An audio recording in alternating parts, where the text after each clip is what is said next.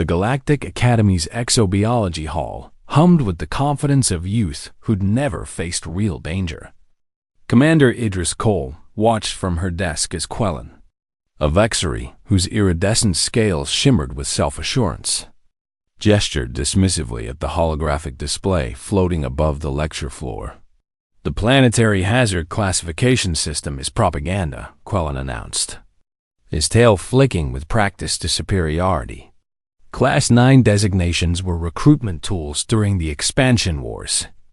"We're supposed to be scientists, not fearmongers reading from outdated pamphlets." Several cadets nodded. A Threenie in the back row, gills fluttering with smug agreement, tapped her datapad approvingly. The Cayley cluster in the third row buzzed in frequencies that translated roughly to enthusiastic support. Cole remained motionless, one leg crossed over the other. The display cycled through planetary classifications, while Earth rotated peacefully blue, white, and utterly unremarkable, except for the bright red 9 pulsing beside it like a failing engine's warning light. "Look at this," Quellen continued, warming to his audience. "Oxygen, nitrogen atmosphere, liquid water, magnetic field, biodiversity off the charts. Yet we're expected to believe it belongs in the same category as Cathrata, where rain dissolves metal, or Vas Prime, where gravity crushes bone." "Different threat vectors," muttered a Grenvik cadet. "Environmental versus biological." "Exactly my point," Quellen said, scales brightening with vindication. "Environmental hazards are measurable, solvable with technology. But biology? Every world has predators. The idea that Earth is uniquely lethal because of its fauna is theatrical nonsense designed for recruitment posters." The Threenie bubbled something that might have been laughter. "I've seen the archival footage. Humans wrestling scaled reptiles, swimming with cartilaginous fish that have rows of serrated teeth. They call it tourism." Cole uncrossed her legs. The movement was slight, but conversations died in sections across the room like lights during a power failure.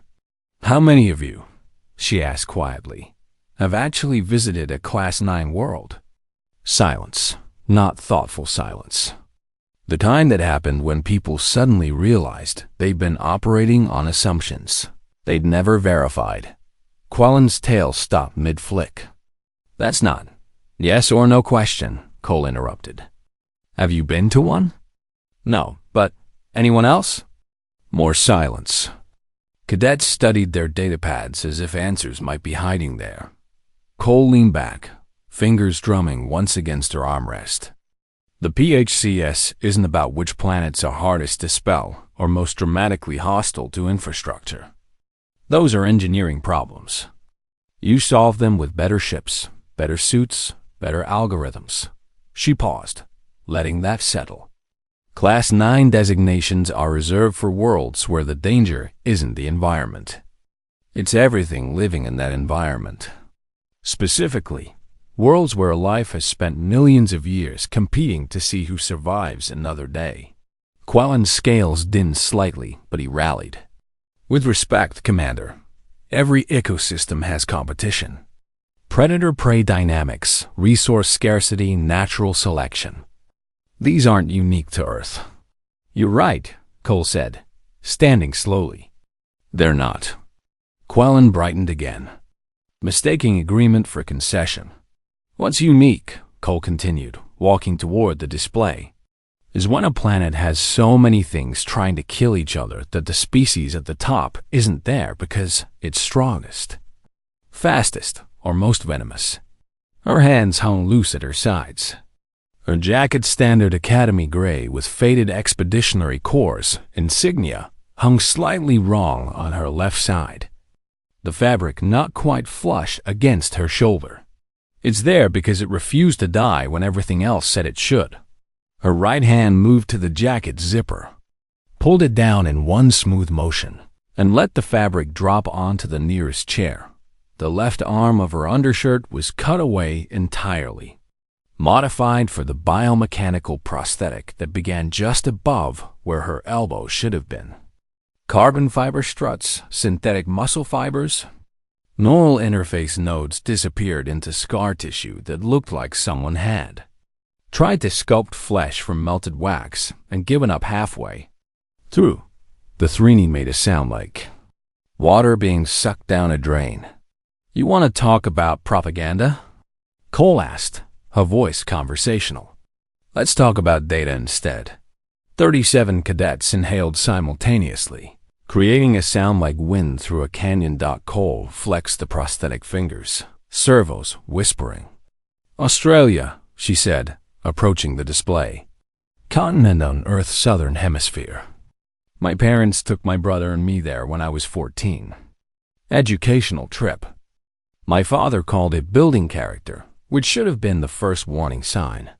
She rotated Earth on the display, zoomed in until the rust-colored landmass filled the space above the lecture floor. "Third day there, we went hiking in the outback. 42 degrees Celsius comfortable room temperature for you, Quellen. But for humans, it's the temperature where your body starts negotiating with physics about whether sweating is worth the effort." A few nervous laughs. The tension cracked slightly but didn't break. We were 4 hours from the nearest settlement. No aerial transport because my parents believed in authentic experiences, what adults call bad planning when they survive it. My brother, 11 years old, spotted something near a cluster of rocks. Brownish, maybe a meter and a half long, moving in that specific way that tells your brainstem you should be somewhere else. Cole tapped the display. A serpent materialized in perfect detail. Narrow head, sleek body, scales catching light like polished copper. Coastal taipan. Oxyranus scutulatus. Produces enough venom in a single bite to kill 200,000 mice or, more relevantly, about 100 adult humans. Neurotoxin. Myotoxin coagulant, Cole continued, her voice steady as a metronome. It's an overachiever. Attacks the nervous system, destroys muscle tissue, and stops your blood from clotting all at the same time. Most terrestrial snakes pick a strategy. This one wanted options. The Grenvik cadet leaned forward. "And it attacked you?" "No," Cole said. "It was moving away from us. We were moving away from it." My brother, however, was 11 and convinced he could get a better picture for a school project. He stepped on loose shale, slid down an embankment, and ended up between the snake and the rocks it was heading toward. She didn't need to finish. The hologram showed the snake strike profile lightning fast, defensive, efficient. Bitten twice on the calf before I could pull him back up. Dry bite on the first strike, no venom. Full envenomation on the second. We had a first aid kit, basic supplies, and a communication device that had naturally fallen out of my father's pack about 2 kilometers back when he stopped to identify a plant species. Quellen's tail had gone completely still. "Medical evacuation, 4 hours minimum," Cole interrupted. "In terrain where aerial extraction requires specialized pilots and favorable wind conditions." My brother had maybe 90 minutes before the venom reached his heart. The Threeny's gills stopped fluttering entirely. "What did you do?" Cole's expression didn't change. "What I'd been taught. Field tourniquet above the bite site. Not tight enough to cut off circulation entirely, but enough to slow venom spread. Kept him calm, kept him talking, kept him moving, because stopping meant the venom would pool. Marked the progression of swelling with a field pen so I'd know if it accelerated." She held up the prosthetic arm, rotated it so the scar tissue caught the light. He vomited twice. Started losing sensation in his extremities around the 40-minute mark. Couldn't walk on his own by the time we reached the first kilometer marker. So I carried him. The Cayley cluster's buzz shifted to a frequency Cole recognized as distress. For 4 hours. 3.5, actually. My father met us halfway with the medical team. My brother spent 2 weeks in hospital, lost some muscle function in his left leg, gained a permanent distrust of rocks.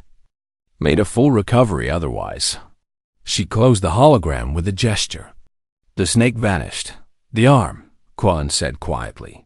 "The venom didn't touch me," Cole said. "The scar tissue is from carrying him." 14-year-old supporting 30 kilograms of dead weight in 42-degree heat for 3.5 hours does interesting things to muscle fiber and skin integrity. Developed compartment syndrome, then rhabdomyolysis when I refused to stop moving. She picked up her jacket, shrugged it back on with practiced efficiency.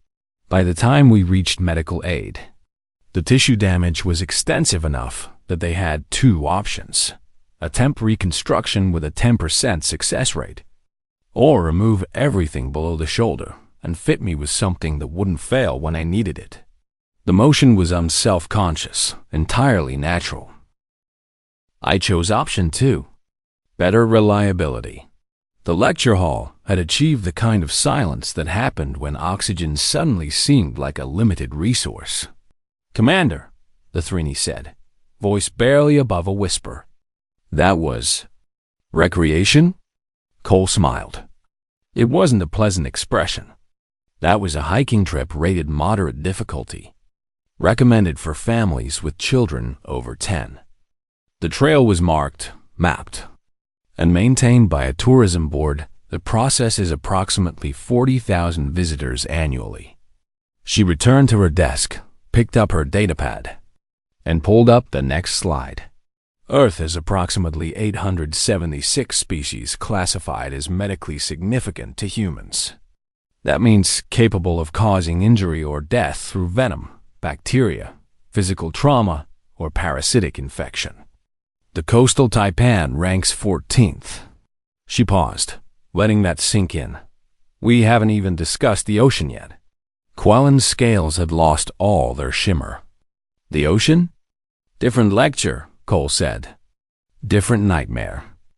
Now, who wants to revise their position on the validity of Class 9 designations? Nobody raised their hand. The Kaylee cadet in the third row Merrick, Cole remembered from the roster, finally broke the silence with a question that buzzed through the hall's translation matrix like static through copper wire. Is that the worst Earth can do? Cole tilted her head, considering.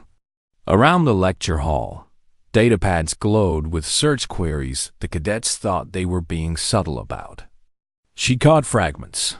Taipan fatality rate, Australian megafauna, human pain tolerance comparative studies. No, she said simply. It's not even close. Quellen's claws scraped against his datapad surface. Commander, with respect, you described an encounter that resulted in permanent disability and a critical medical emergency.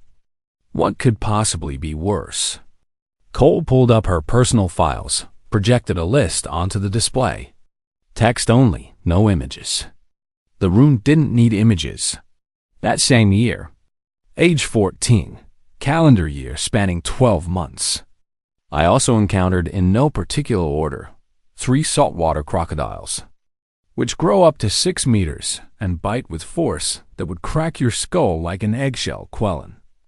2 species of box jellyfish, whose venom causes cell death so painful that victims have been known to go into shock and drown before the toxin actually kills them.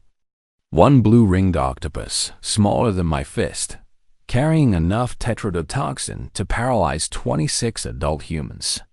She scrolled. The list continued. 4 funnel web spiders whose fangs can pierce through fingernails. 1 irukandji, jellyfish barely visible that puts victims into a state doctors describe as an overwhelming sense of impending doom combined with full-body agony. 2 bull sharks in water shallow enough that I was standing. Cole continued, her voice maintaining its steady cadence.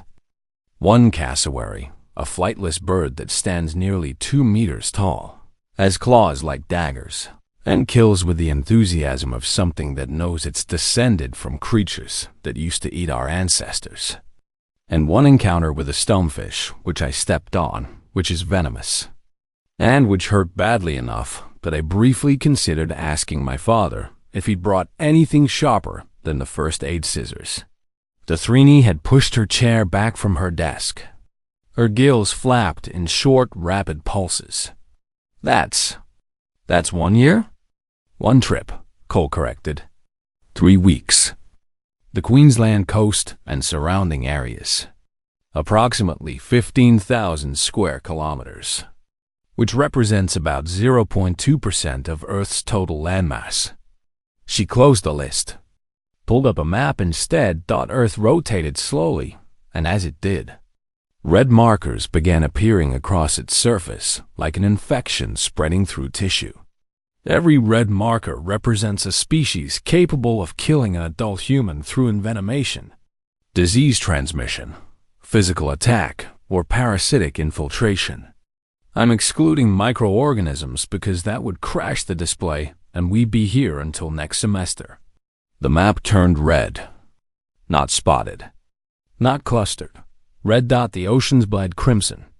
The continents looked like someone had spilled paint across topographical surveys. 16,432 species, Cole said. And that's a conservative estimate that only includes documented cases with confirmed fatalities. We suspect the actual number is significantly higher. Merrick's buzzing shifted to something that sounded like distress harmonics. How did your species colonize the planet? How did you build cities, develop technology, create space travel infrastructure? Carefully, Cole said, and with significant casualties. Early human history is essentially a catalog of things that killed us and the increasingly creative methods we developed to avoid being killed by them again. We didn't conquer Earth. We negotiated a truce with it, one species at a time. And even then, some of them still aren't convinced. A cadet Cole didn't recognize Mamelon, possibly. Dreneth from a garden world so safe it didn't have a word for predator until they joined the galactic community, raised a tentative paw. Commander, you said earlier that humans aren't at the top of Earth's food chain because of strength or speed. But surely there must be some advantage, some evolutionary trait that allowed dominance? Cole considered the question. Outside the lecture hall's windows, the Academy's carefully maintained grounds, stretched in perfectly manicured harmony. Safe. Sterile. The kind of environment these cadets thought was normal. Our advantage, she said slowly, is that we're suspicious of everything. We have threat assessment systems built into our neurology that other species had to develop artificially, Cole continued. A human child can identify a predatory gait pattern before they can speak in complete sentences. We categorize sounds, movements, shapes, shadows, constantly analyzing whether something might want to kill us. Because on Earth, the answer is usually yes. She pulled up comparative neural scans. Human brain activity versus Vexery versus Threeny versus Kaylee. The human amygdala lit up like a star-going supernova in response to stimuli that barely registered on the other species' scans. Your people see a new animal and think, how interesting. Cole said, gesturing to Quellen. Humans see a new animal and think, where would it bite me? How fast can it move? What's my escape route? And do I have anything I can use as a weapon? It's not conscious. It's not paranoia. It's pattern recognition developed over millions of years of living on a planet where everything was trying to determine if we were predator, prey, or competition. That sounds exhausting, the Threeny said. It's baseline, Cole replied. We don't know any different. Quellen's datapad chimed. He glanced at it, scales flushing a color Cole had learned meant something between embarrassment and recalibration of worldview. I've been reading your species' historical records, he said. Early human civilizations developed in river valleys, coastal regions, floodplains, all areas with high concentrations of the species you've described. Crocodiles, snakes, disease-carrying insects, predatory megafauna. Why would you build cities in the most dangerous locations? Cole's smile returned.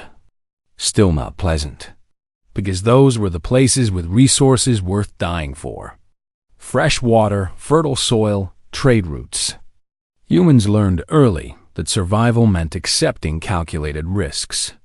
We built cities where the danger was highest because that's where the reward was greatest. And we learned to live with the consequences. She flexed the prosthetic hand again, a gesture becoming almost unconscious. You want to know the real difference between a Class 5 world and a Class 9. On a Class 5, you solve the environment and you're safe. Build a dome, regulate the atmosphere, neutralize the hazards. On a Class 9, the hazards adapt. They learn. They evolve to counter your solutions because they've been evolving to counter each other for longer than your species has had written language. Murick's buzz had dropped to something subsonic. And humans evolved alongside them? Humans evolved because of them, Cole corrected. We're not the strongest species Earth produced. We're not the fastest or the most venomous or the best camouflaged. We're the ones who survived because we learned to outthink everything that was better equipped than we were. The lecture officially ended at 1600 hours. Most cadets left immediately. Datapads clutched like security blankets. Conversations happening in hushed tones that suggested people reassessing life choices. Quellen remained seated. Cole had begun packing her materials when she noticed him still at his desk. Claws resting flat against the surface, tail coiled in a position that indicated either deep contemplation or existential crisis. Hard to tell which. Commander, he said, not looking up. May I ask something off the record? Cole zipped her jacket halfway, left it open. You can ask. I'll decide whether to answer. Why didn't your species go extinct? She'd expected questions about policy, about PHCS ratings, about training protocols. She hadn't expected philosophy. Elaborate, she said. Quellen finally looked up. His scales had settled into a matte gray that suggested he'd run through every color in his emotional spectrum and landed on exhausted resignation. From an ecological perspective, humans shouldn't exist. You evolved on a planet actively hostile to complex life. No apex predator niche available, those were all occupied. No environmental safe zones. No biological advantages significant enough to offset the statistical improbability of survival. Every model I've run since your lecture suggests human extinction should have occurred approximately 4 million years ago, give or take a few hundred millennia. Cole set her datapad down, leaned against her desk, outside. The Academy's safe sun set over safe grounds where safe cadets learned safe lessons about danger they'd never actually face. We didn't know we were supposed to, she said. Quellen's tail twitched. I don't understand. Extinction requires recognition of impossibility. It requires understanding that survival isn't viable, that the math doesn't work, that the smart move is to surrender the niche and let something better adapted take over. Cole pushed off the desk, walked to the window. Humans never got that memo. We just kept going. Not because we had a plan, not because we were optimistic about our chances, because stopping didn't occur to us as an option. That's not a survival strategy, Quellen said. That's stubbornness. Yes, Cole agreed. It is. She watched a group of cadets cross the grounds below, laughing about something. Completely unaware they were walking across a planet that had been terraformed, sanitized, and rendered safe specifically so they could laugh without simultaneously calculating escape routes. Your people developed intelligence as a tool for resource management, Cole continued. The Thringi evolved complex social structures to navigate their aquatic cities. The Kaylee built hive minds to coordinate across hostile terrain. Every species I've studied developed their defining trait to solve a specific problem. She paused. Humans developed spite. Quellen made a sound that didn't translate through the matrix. Something between a hiss and a laugh. I'm serious, Cole said. Earth kept trying to kill us. We kept refusing to die. Not because we had better tools, we didn't. Not because we were smarter, debatable. And mostly evidence suggests we weren't. We survived because when faced with impossible odds, human neurology does something profoundly irrational. She turned from the window. It gets offended. Quellen was watching her now with the focus of someone trying to understand a theorem that violated basic mathematical principles. You've read the reports on human military performance, Cole said. Seen the psychological evaluations, the tactical assessments. What's the most common phrase that appears in alien commander notes about human soldiers? They don't know when to quit, Quellen said quietly. Right, which every species interprets as either admirable courage or dangerous stupidity, depending on whether we're on their side. But it's neither. It's what happens when you evolve on a planet where quitting meant death. So you internalized keep going as the only acceptable response to threat. Cole returned to her desk, picked up her datapad, pulled up a file she'd never shown in any official lecture. This is footage from the Kelros expedition 60 years ago. First contact scenario, diplomatic mission. Everything going according to protocol until the Kelros delegate asked the human negotiator why Earth requested so many medical waivers in standard settlement treaties. She played the clip. Audio only. A human voice, calm and conversational, because our planet has approximately 16,000 species that can kill us, and we're not sure which ones might have evolutionary cousins on other worlds. So we prefer to have medical infrastructure in place before we find out the hard way. The Kelros delegate's response, translated, why would you leave such a planet? The human negotiator's answer, we didn't leave. We're still there. This is just reconnaissance to see if anywhere else is worth visiting. Cole stopped the playback. The Kelros spent 3 weeks trying to determine if that was a joke, she said. Consulted linguists, cultural anthropologists, xenopsychology specialists. Concluded it wasn't. Humans genuinely didn't understand why leaving Earth would be desirable. But you did leave, Quellen said.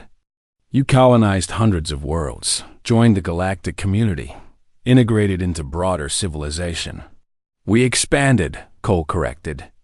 Different concept. Leaving implies abandonment. Humans don't abandon Earth. We just keep looking for places that remind us of it. And when we can't find them, we terraform worlds until they're close enough. She closed the file. The lecture hall felt larger now, emptier, as if the conversation had expanded to fill spaces that academic discourse couldn't reach. You asked why we didn't go extinct, Cole said. Here's the answer your models won't give you. Earth didn't make us strong, fast, or efficient. It made us unreasonable. Made us the kind of species that looks at a coastal taipan and thinks, I should get a picture of that. Made us carry dying family members through lethal heat because the alternative giving up wasn't in our psychological architecture. Quellen's claws flexed against the desk. That's terrifying. Yes, Cole said. Other species find humans unsettling. Not because we're aggressive, or not, comparatively. Not because we're unpredictable. Our patterns are well documented. It's something else. Something you can't quantify. She smiled. This time, it almost reached warmth. You're unsettled because we survived something that shouldn't have let us. Because when you look at humans, you're not seeing a species that conquered its environment. You're seeing a species that refused to let its environment have the last word. And that refusal is infectious, dangerous. It suggests that survival isn't about having the right adaptations or the correct evolutionary advantages. What is it about then? Showing up, Cole said simply. Every day, every crisis, every impossible situation. Just showing up and being too stubborn to quit. She picked up her materials, headed for the door. Quellen stood, tail uncurling. Commander. The PHCS rating. The Class 9 designation for Earth. Cole paused at the threshold. It's not a warning for humans, is it? Quellen said. It's a warning for everyone else. Correct. Because death worlds don't produce survivors. What do they produce?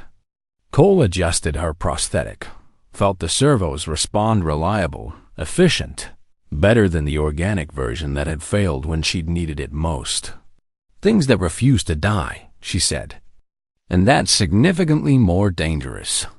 She left him there, standing in a lecture hall designed for safety on a world engineered for comfort, surrounded by systems built to ensure that learning never involved actual risk, left him to process the unsettling reality that somewhere in the galaxy there was a planet where children went hiking for fun and came back missing limbs, where tourism boards rated lethal terrain as moderate difficulty, where 16,000 species competed for the privilege of being the thing that finally made humans quit, and where, after millions of years, nothing had managed it yet.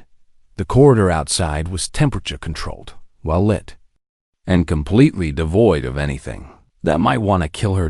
Cole walked through it anyway, with the gait of someone still calculating exits, still mapping threats, still running the neurological software that Earth had spent 4 million years installing. The taxonomy of survival wasn't written in genetics. It was written in scar tissue and stubbornness. And humans had been fluent in both since before they'd learned to write anything else.